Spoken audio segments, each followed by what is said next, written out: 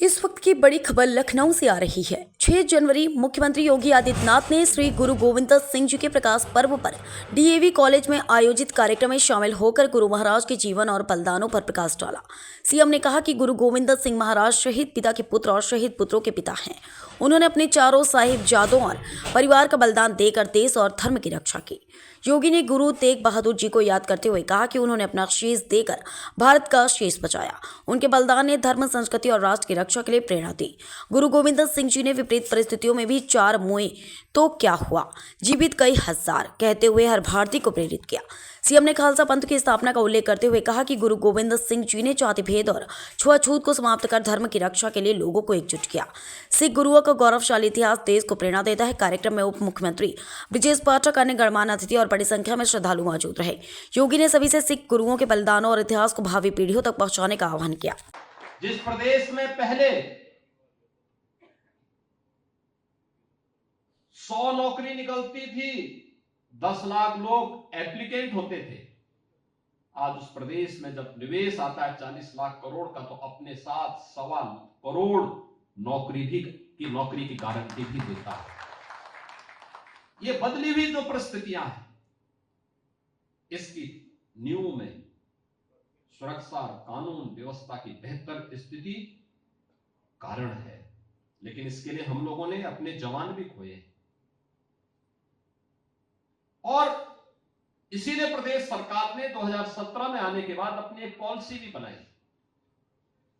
Policy बनाई कि कोई जवान सुरक्षा और कानून व्यवस्था की स्थिति को बनाए रखते हुए शहीद होता है, उसके परिवार का जिम्मेदारी सरकार देगी। और सेना हो, अर्धसेना हो या पुलिस बल के जवान हो, हमने इसके लिए तमाम रिफॉर्म किए। ट्रेनिंग के तरीकों को बदला, उसमें उनकी क्षमता को बढ़ाया, पुलिस के अवस्थापना सुविधाओं को हमने विस्तार किया। 1.5 लाख से अधिक पुलिस कार्मिकों के जो पद खाली पड़े हुए थे, उनको भरने का काम किया। आज परिणाम है, 2017 के पहले पुलिस भागती थी, अपराधी पीछे से दौड़ाता था। आज 17 के बाद अपराधी हाँफते हाँफते मर रहा है और पुलिस उसके और उसकी अफवाहों को सही जगह पहुंचाने का काम भी कर रही है। ये जो बदला हुआ स्वरूप है, यह नए भारत के नए उत्तर प्रदेश की पहचान को दिखाता है, जहां सुरक्षा भी है, सम्मान भी है, अपनी पहचान भी है और इंफ्रास्ट्रक्चर के बड़े बड़े कार्य भी है। इस अवधि में उतने श्रद्धालु प्रयागराज में आएंगे जो दुनिया की तीसरी बड़ी आबादी के बराबर होगा। 40 करोड़ से अधिक श्रद्धालु प्रयागराज में आएंगे। 12 से 15 किलोमीटर के घाट बनाए गए हैं। एक दिन में 10 करोड़ श्रद्धालु भी आ गए तो वह आसानी से त्रिवेणी में, मां गंगा, यमुना और सरस्वती की त्रिवेणी में वहां पे डुबकी लगा करके पुण्य प्राप्त करने के अधिकारी हो सकते हैं। कोई समस्या नहीं आएगी।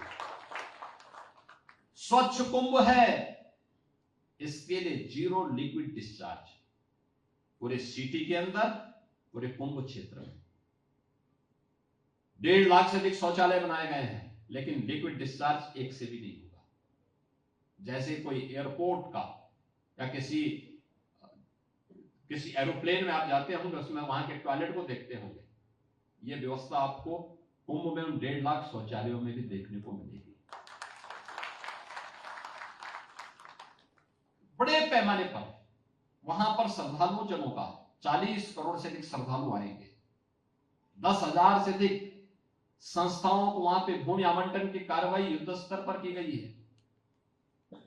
देश के और दुनिया का हर व्यक्ति प्रयागराज आने के लिए उत्सुक है और इस पूरे कार्यक्रम को पूरी भव्यता के साथ, पूरी दिव्यता के साथ एक डिजिटल कुंभ के रूप में प्रस्तुत करने के लिए प्रधानमंत्री मोदी जी की मार्गदर्शन में उत्तर प्रदेश सरकार पूरी प्रतिबद्धता के साथ आगे बढ़ रही है। कुंभ का डिजिटल मैप देखना हो, आपको मिल जाएगा। कुंभ को स्वच्छता के मानक पे आपको परखना हो, आपको पता लग जाएगा। कुंभ क्षेत्र में प्रवेश करेंगे ही तो आपका चित्र पहले ही हमारे सामने आ चुका होगा कि आप भी प्रवेश कर रहे हैं कुंभ में।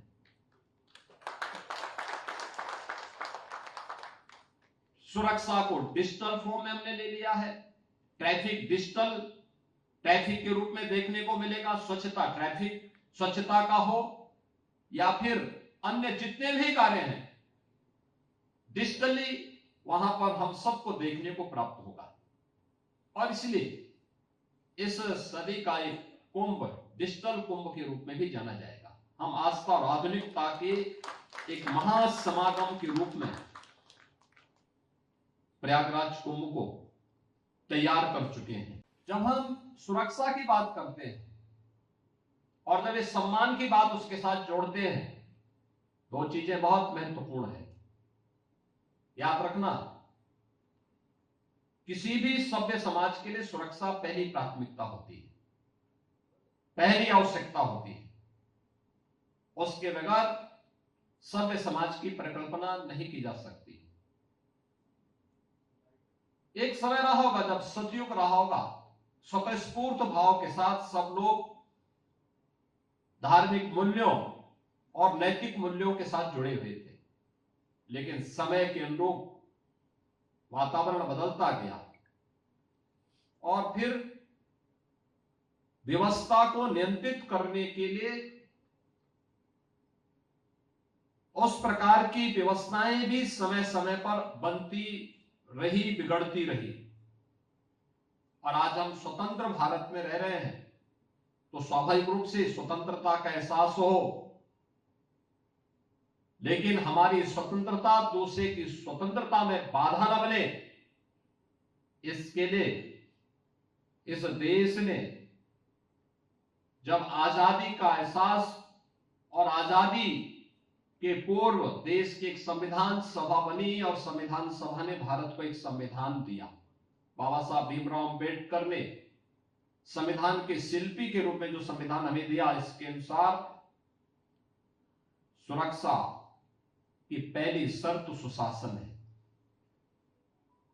और उस सुशासन की स्थापना के लिए जो जवान दिन रात एक करके कार्य करते हैं, लगे रहते हैं, उनको सम्मान देना ये वास्तव में अपने राष्ट्रीय दायित्वों का निर्वहन करने जैसा है। और आज कार्य आईटीबी यहां पे कर रहा है।